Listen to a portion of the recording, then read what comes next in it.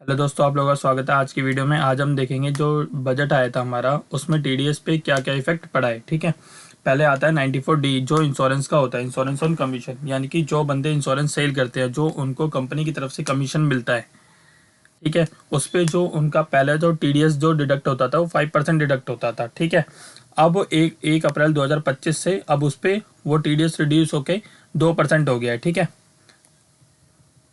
अब दूसरा आता है section 94DA payment in respect of insurance policy. जो हमें इंश्योरेंस वालों से जो अमाउंट रिसीव होता था उस पे जो 5% टीडीएस डिडक्ट होता था, अब वो टीडीएस 5% से कम होके 2% हो गया है। और जो जो इफेक्ट होएगा वो एक अक्टूबर से होएगा। इसके अंदर 1 अप्रैल से कोई इफेक्ट नहीं पड़ेगा, फर्स्ट अक्टूबर से ही इफेक्ट पड़ेगा। ठीक है, फिर थर्ड वन आता है 94G commission on lottery, commission sale of lottery tickets. ठीक है, इस पे जो टीडीएस रेट था, जो हमारा जो पहले बिफोर बजट था वो 5% था। ठीक है, अब जो कम होके 2% हो गया है। और जो इसका जो डिडक्ट होने की डेट रहेगी स्टार्टिंग, वो 1 अक्टूबर से रहेगी। ठीक है, फोर्थ वन आता है पेमेंट पेमेंट ऑफ कमीशन और ब्रोकरेज 94H के अंदर। ठीक है, इसके अंदर ये होता है, इसके अंदर जो हमारा पहले 5% टीडीएस डिडक्ट हो रहा था, ठीक है, अब वो भी गवर्नमेंट ने 2% कर दिया और वो भी इफेक्ट रहेगा 1 अक्टूबर से।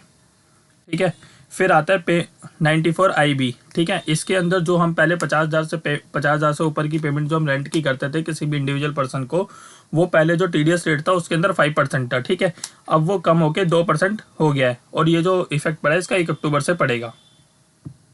ठीक है,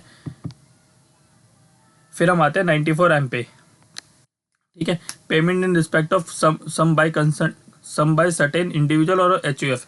इसमें जो टीडीएस का रेट था, जो पहले था वो था 5%। ठीक है, अब वो रिड्यूस होकर 2% हो गया है और ये भी 1 अक्टूबर से इसमें चेंजेस हो गए हैं। ठीक है, फिर आता है 194O, जो ये ई कॉमर्स वाले जो पेमेंट जो हमें करते थे वो 1% टीडीएस डिडक्ट करके करते थे। ठीक है, अब जो रिड्यूस होकर 0.1% हो गया है फ्रॉम 1 अक्टूबर 2014। ठीक है, जो बजट के अंदर जो भी चेंजेस हुए थे टीडीएस से लेकर, वो सारे हमने डिस्कस कर लिए हैं। ठीक है, फिर मिलते हैं नेक्स्ट वीडियो में।